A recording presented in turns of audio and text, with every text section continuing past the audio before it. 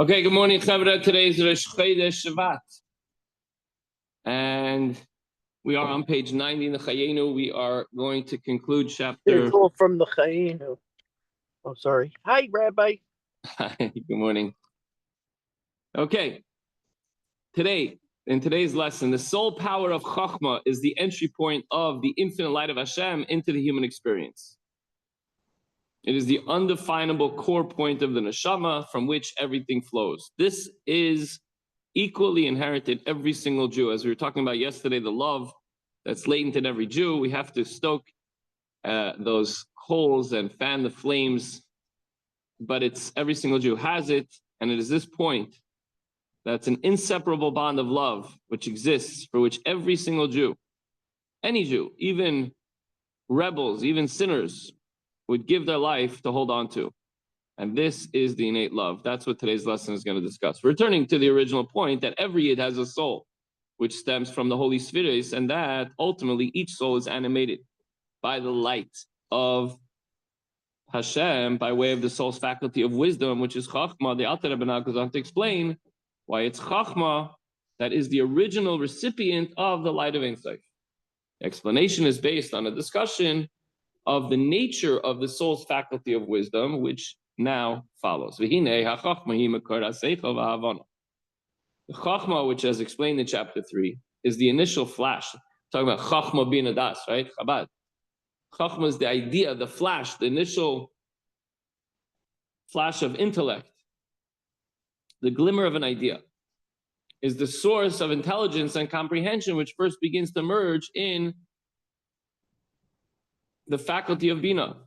As explained there, Bina represents the ability to grasp the idea in all its details and ramifications. First, there's an idea, Chachma, and then Bina is to understand that idea.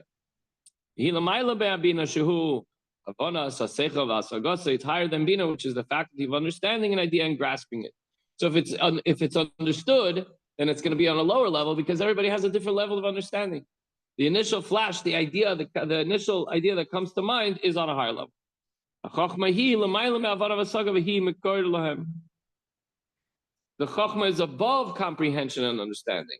So Chachma is the source of intelligence and comprehension and is thus connected to the lower faculties. It's this latter aspect of Chachma which enables it to suffuse the entire neshama, the entire soul, as stated earlier, and in its active state to affect even one's thought and speech and action, which are even lower than the soul's lowest faculties. They're merely called garments, the organs of expression of the soul, as will be explained in chapter 19 tomorrow.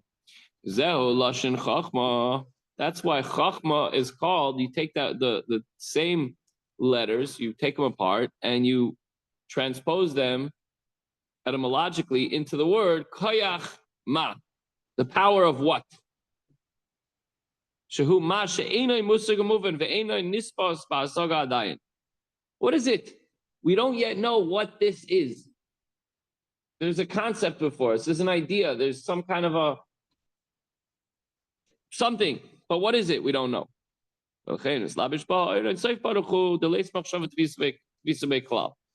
it's something that is yet, that is not yet known, then it makes sense that would line up more with the Ein Sof, which is unknown to man. Does that make sense?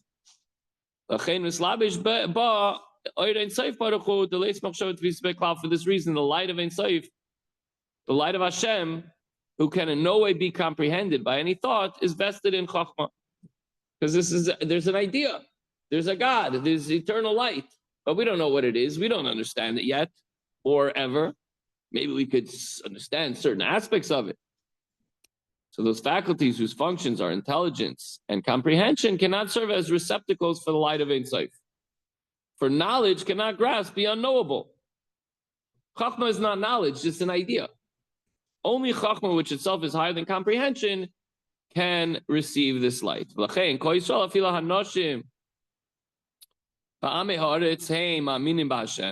Therefore, all Jews, even ones who have no, comprehension, are illiterate, have no knowledge of Hashem's greatness, still, they believe in Hashem. Why? faith in Hashem is beyond understanding and comprehension, meaning faith represents the ability to grasp that which intellect cannot. It's beyond reason and understanding. As the pasuk says, the fool believes everything, but the clever man understands. What does that mean? That is, the fool, lacking understanding, grasps every subject through the medium of faith, while the clever man's grasp is based on reason. If he doesn't understand something, he's not going to get involved in it. It could be important to him, but he doesn't understand it, so he stays away from it. The fool, not a fool. A fool is a simple person, a person who doesn't understand deep concepts. He's going to be a person of faith. In this case, the basis for his faith is his own lack of understanding. And that's why we call it a fool. And dealing with godliness, however, which is essentially beyond comprehension, there is no other approach. As the Alter Rebbe goes on to say, if you say to somebody, do you understand God? And he's going to say, no. And you're going to say, okay, so you're a foolish person. No, nobody understands God. Okay, so we're all in the same boat. We're all simpletons when it comes to this concept, not being able to understand the Almighty, because it is beyond comprehension. God is beyond comprehension. When it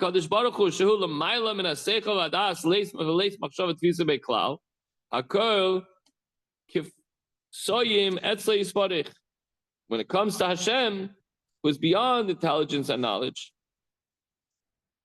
who can in no way be comprehended by any thought, all men are like fools before him, and they can therefore grasp him only through faith, since there's no way we can ever understand Hashem. As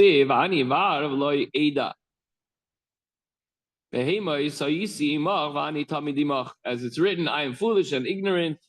David HaMelech says, I am as a beast before you, and I am constantly with you. So I might be a beast. my mashpia used to say, "Du bist a behema," aber der Rebbe is behema. You're an animal, but you have to do what the Rebbe tells you to do in that way. Okay, so that's just a side thing. He says, I'm a beast, but I'm constantly with you. I'm an animal. I don't understand anything. I just do what I'm told to do, but I'm with you.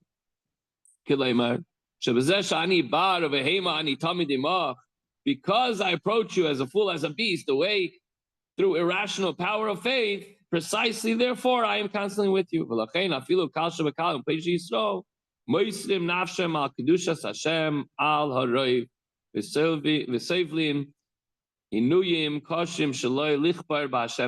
As a rule, even the most worthless of worthless and the sinners among Israel sacrifice their lives for the sanctity of God's name and suffer harsh torture rather than deny God's unity. Case in point, Daniel Pearl. We've brought this up a number of times in the past. He was not a practicing Jew in regards to Torah mitzvahs, and even furthermore, he was whatever. He died al Kiddush Hashem, so we're not going to get into what he was and what he was, possibly what he was thinking. I don't even want to venture to say that I really even know. But before he was killed, he was given the choice to convert Islam. He was arrested. He was taken by these horrible jihadists, and he was unfortunately never beheaded. He was given a choice to convert or die. I mean, he was going to die anyway, but they just given a final choice. He said, I was born a Jew, I'll die a Jew. So someone who didn't learn Torah all day, didn't know, he wasn't learning chassidus of what levels of the neshama and closest to God, and if I wrap myself in tefillin and learn Torah, then I'll connect. No. But when it came down to it, this is a case that many of us remember. Even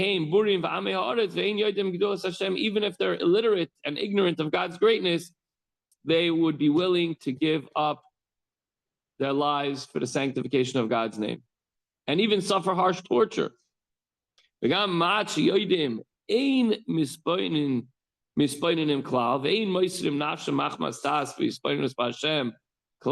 the little knowledge that they do possess is not what motivates them. Because if they would start to break that down, they could come to certain calculations. There's nothing to do with that. It's self-sacrifice. Rather,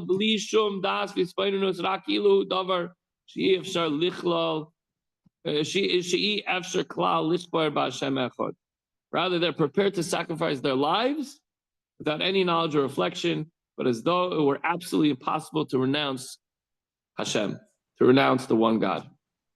Without any reason or rational argument. So what Al-Alter Rebbe is presenting here is that every single Jew, from the most learned and observant to the simplest and vital, we say far from religiosity and practice and everything else. How do we know this? We don't. Right now, you could argue on an intellectual level whether I'd be willing or not willing, but when push comes to shove and a person is looking down the barrel of a gun or the edge of a sword, the Alter Rebbe is saying that every single Jew will do that because it is beyond comprehension and intellect and understanding. It is that the Jew has that in his soul and in his heart, and he's ready to give up his life al Kiddush Hashem. This is because the one God illuminates and animates the entire soul.